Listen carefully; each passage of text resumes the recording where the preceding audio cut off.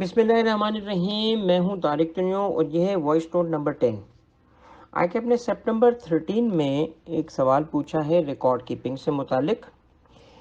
Record keeping से मुतालिक ये सवाल 9 मार्क्स का था। काफ़ी ज़्यादा मार्क्स रखी गई थी, तो इसकी कवरेज भी ज़्यादा होगी। सवाल को गो थ्रू करते हैं।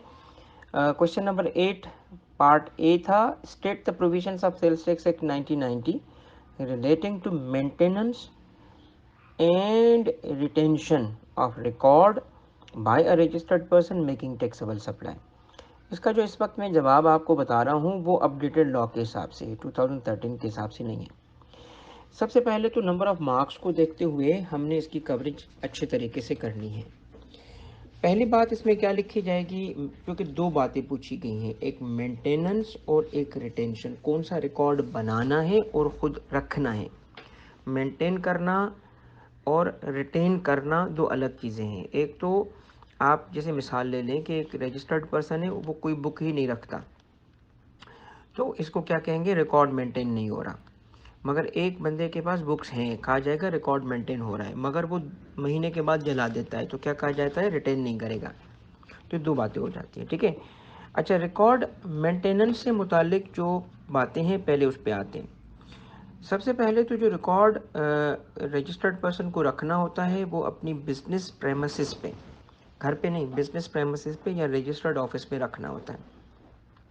और दूसरा, वो रिकॉर्ड इंग्लिश या उर्दू में होगा, ठीक है, इंग्लिश या उर्दू में होगा।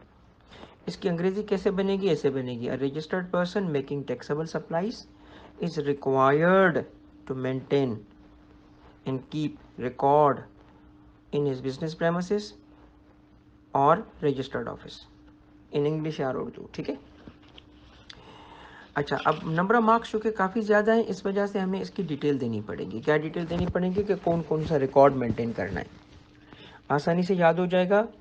सबसे पहले तो तीन चीज़ें, कि अगर वो सप्लाईज करता है ऑब्वियसली तो सप्लाईज का रिकॉर्ड, परचेजेस करता है परचेजेस का रिकॉर्ड, इंपोर्ट्स करता है इंपोर्ट्स का रिकॉर्ड, ये तीन चीज़ें होंगी। अब वो रिकॉर्ड क्या होगा, लेजर होगा, डॉक्यूमेंट्स होंगे, क्या होगा ये नहीं बता रहे। मैं सिर्फ आपसे क्या कह रहा हूँ, पहले ये याद कर लो, सप्लाईज का रिकॉर्ड, परचेजेस का रिकॉर्ड और इंपोर्ट्स का रिकॉर्ड। और तीनों रिकॉर्ड क्या करेगा, शो करेगा। अब तफसील में जा रहे हैं, क्या शो करेगा, description quantity and value of goods, ठीक है।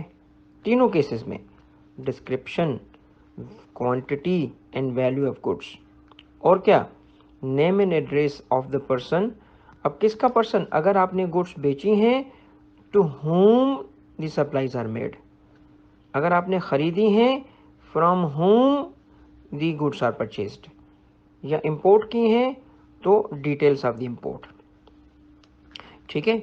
ये हो गया बड़ा इम्पोर्टेंट जो है वो तीन रिकॉर्ड, परचेज का रिकॉर्ड, सेल का रिकॉर्ड और इंपोर्ट्स का रिकॉर्ड। इसके अलावा ये तो उस वक्त था जब आप टैक्सेबल सप्लाईज कर रहे हैं। अगर आपकी ज़ीरो रेटेड और एग्जेम्प्ट हैं तो उसके लिए भी हम क्या कहेंगे, record of the zero rated and exempt goods. उसके बाद double entry sales tax record या सेल्स टैक्स अकाउंट्स, और फिर कुछ जो बेसिक डॉक्यूमेंट्स होते हैं, invoices, credit notes, debit notes, bank statements, bank instruments, inventory record, utility bills, salary, labour वगैरह की जो रेंटल एग्रीमेंट, सेल परचेज, ये डिटेल्स आ जाती हैं। और आखिर में जो मैन्युफैक्चरर होगा तो गेट पास, इनवर्ड आउटवर्ड या ट्रांसपोर्ट रिसीट्स भी इसे रखनी पड़ेंगी। ये सारी डिटेल्स हम कब देंगे, जब वो मार्क्स इतने रखेगा, 8, 9, 10, 7 इतने मार्क्स रखेगा। तो ये इस सवाल में चूँकि सितंबर 13 में 9 नंबर रखे गए थे, तो हमने ये पहला एरिया कवर किया मेंटेनेंस का। अब हम आते हैं दूसरे एरिया की तरफ, रिटेंशन। रिटेन करने के लिए क्या रिक्वायरमेंट है, रिटेन करने के लिए रिकॉर्ड रखना है 6 ईयर्स तक। कितने ईयर्स तक, 6 रिटेन करना पड़ेगा। और अगर कोई लिटिगेशन है या कोई टैक्स के पेंडिंग मैटर्स हैं, तो जब तक वो सेटल नहीं हो जाते तब तक आपने उस रिकॉर्ड को रिटेन करना होगा। बिस्मिल्लाहिर्रहमानिर्रहीम। मैं हूं तारिक तुनियो और ये है वॉइस नोट नंबर 11। आके अपने सितंबर 16 में रिकॉर्ड कीपिंग पे 4 मार्क्स का सवाल पूछा है। Question number 6 para C, identify the records identify करना है, records which a person registered person making taxable oblique exempt supplies is required to maintain at a business premises or registered office under the sales tax act 1990। अब इसमें identification कहा है, फिर note है details of the contents are not required, मगर 4 number का सवाल है, आइडेंटिफिकेशन ऑफ रिकॉर्ड है, इसमें मेंटेनेंस की बात की गई है। तो हम इसमें ऑब्वियसली जो चीज़ें हैं रिकॉर्ड कीपिंग से रिलेटेड वो लिखेंगे। सबसे पहली बात तो क्योंकि इसने सवाल के अंदर ही कहा है कि बिजनेस प्रेमिसेस और रजिस्टर्ड ऑफिस, तो ये तो कवर हो गई, मगर रिकॉर्ड कीपिंग से मुतालिक रजिस्टर्ड ऑफिस पे रखना और बिजनेस प्रेमिसेस पे रखना, इसके अलावा एक और चीज़ होती है कि लैंग्वेज कौन सी होगी, कि दी रजिस्टर्ड जो person is required to maintain and keep क्या रिकॉर्ड इन इंग्लिश और उर्दू। ठीक है, एक तो ये बात आ गई। फिर इसने चूँकि स्पेसिफिक लिखा है आइडेंटिफाई करो, तो हम आइडेंटिफाई करेंगे कि इसमें टैक्सेबल सप्लाईज की सूरत में क्या होगा। Number 1 record of supplies made, और सप्लाईज मेड में फिर क्या डिटेल्स होंगी, description, quantity and value of goods, description, quantity and value of goods, और फिर क्या होगा, name and address of the person to whom supplies are made, और अमाउंट ऑफ सेल्स टैक्स उसमें शामिल होना चाहिए। ये रिकॉर्ड कीप करना पड़ेगा हमें विथ रेस्पेक्ट टू सप्लाईज।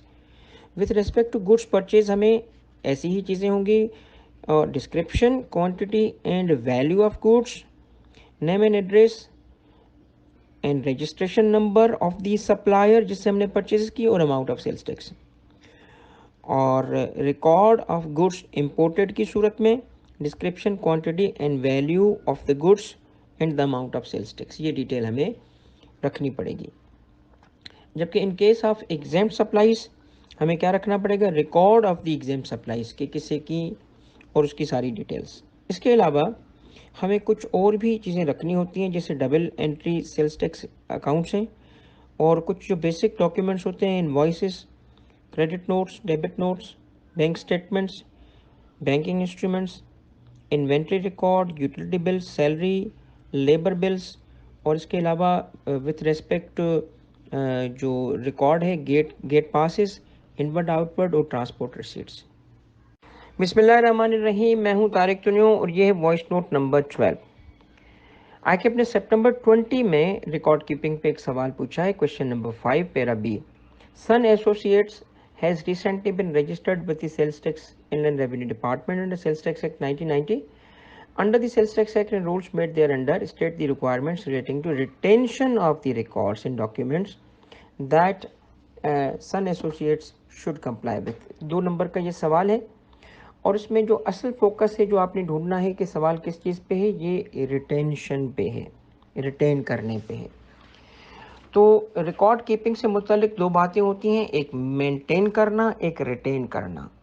सितंबर 20 का सवाल रिटेंशन पे है, तो इससे मुतालिक हम क्या रखेंगे, क्या लिखेंगे, हम लिखेंगे कि जो रजिस्टर्ड पर्सन है इसके लिए नाम लिखेंगे sun associates under the sales tax act required क्या है, to retain the record for 6 years from the end of the relevant period. जिस भी टैक्स पीरियड का, जिस भी मंथ का रिकॉर्ड है 6 years तक उसने रिटेन करना है। और दूसरा पॉइंट क्या लिखेंगे कि in case of pending tax matters such as appeals, ठीक है, पिटिशंस, एडीआरसी, जो भी उसके डिस्प्यूट्स अगर चल रहे हैं, तो इन दिस केस जब तक वो सेटल नहीं होते तब तक उसे रिकॉर्ड को रिटेन करना होगा।